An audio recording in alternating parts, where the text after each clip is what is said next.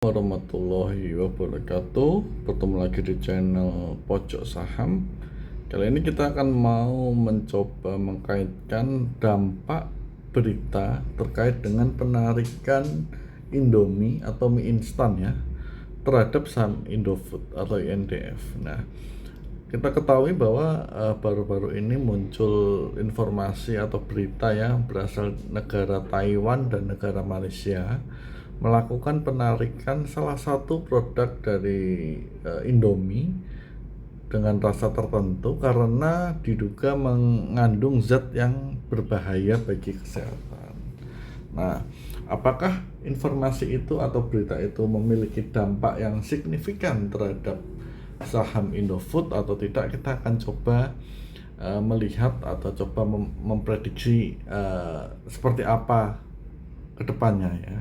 Nah, kalau Anda lihat di layarnya, ini kita ambil dari dua berita ya, dari CNN Indonesia maupun dari media, saya lupa ini media elektronik yang lain. Tapi kalau Anda coba browsing pasti muncul ini. Nah, di sini ada informasi bahwa dua negara tarik Indomie, Indofood klaim penuhi standar internasional. Dan yang kedua, menakar bahaya etilen oksida penyebab penarikan Indomie di Taiwan dan Malaysia. Nah, jadi kalau secara umum dari judul headline yang disampaikan di tajuk berita ini bahwa Indomie itu ditarik karena diduga memiliki diduga memiliki zat yang berbahaya bagi kesehatan, intinya seperti itu ya.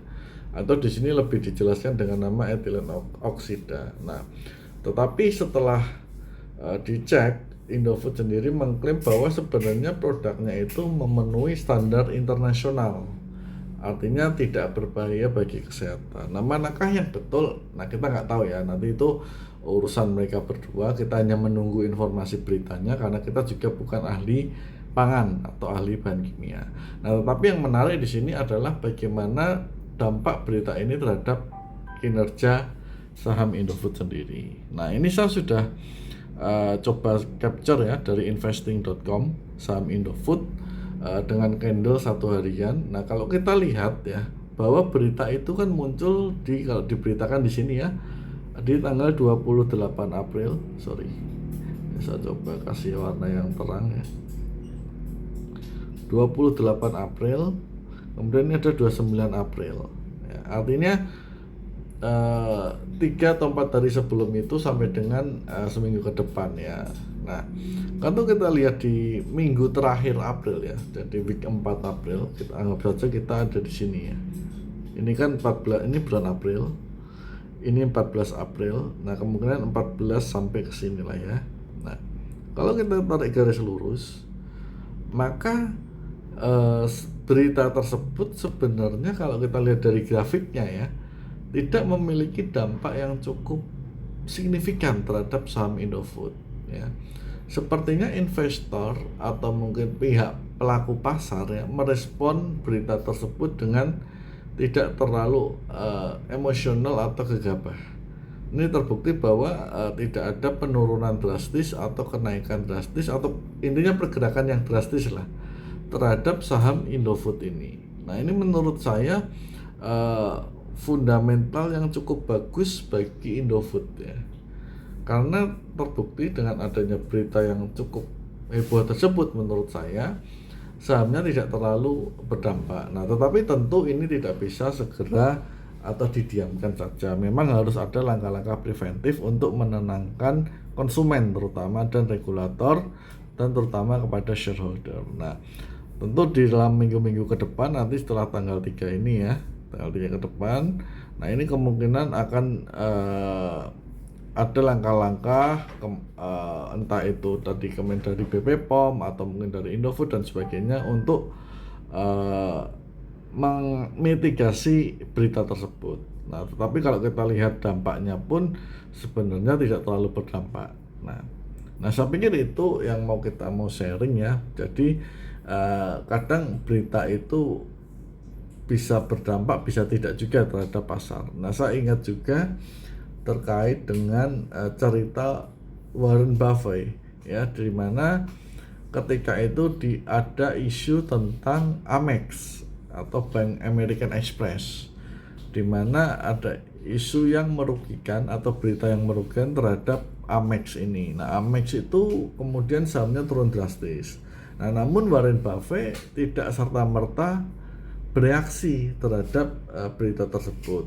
Dia mencoba mendatangi ke outlet-outlet atau toko-toko di sekitar lingkungannya, dan dia kemudian bertanya dan berinteraksi, memastikan apakah ada permasalahan terkait dengan Amex ini dalam kaitan pembayaran atau transaksi bisnis, dan ternyata didapatkan tidak ada. Nah, karena setelah dia cek lapangan tidak ada masalah yang terlalu signifikan terhadap Amex, tetapi reaksi pasar berlebihan, maka dia membeli.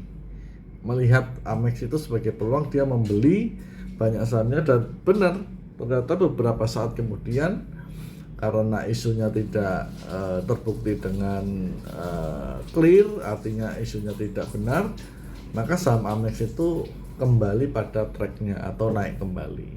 Nah, itu kiranya salah satu contoh ya yang mungkin juga bisa kita petik pelajaran. Jadi ketika kita nanti mendengarkan berita apapun dari terkait dengan saham atau mungkin saham yang kita miliki ya, kita jangan langsung atau serta-merta emosional ketakutan.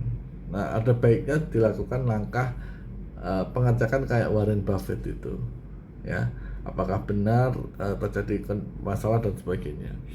Nah, karena ketika kita cek dan ternyata itu tidak benar, tetapi pasar sudah bereaksi berlebihan, itu sebenarnya malah peluang bagi kita untuk membeli lebih banyak, karena kita tahu kondisi realnya tidak seperti itu. Nah, tapi kalau kondisi realnya memang benar, ya mungkin ada baiknya kita harus lihat manajemennya, ya. Apakah manajemennya ini GCG-nya bagus atau tidak, atau menerapkan praktek manajemen yang bersih dan profesional atau tidak. Nah, karena saya yakini perusahaan yang berkinerja baik pasti manajemennya GCG dan profesional. Artinya tidak hanya memikirkan profit, tetapi juga memikirkan sustainability atau keberlangsungan usahanya. Percuma profitnya tinggi tiba-tiba melonjak katakanlah 500% dan seterusnya, tapi besoknya malah rugi. Nah, sustainability ini penting. Lebih baik tumbuh konsisten bertahap dibandingkan roller coaster, ya, seperti itu. Nah, itu saja dari saya sharingnya. Terima kasih sudah menonton. Jika konten ini bermanfaat dan dirasa memberikan insight tambahan, silahkan like dan share kepada rekan-rekan Anda. Terima kasih. Assalamualaikum warahmatullahi wabarakatuh. Sampai berjumpa kembali.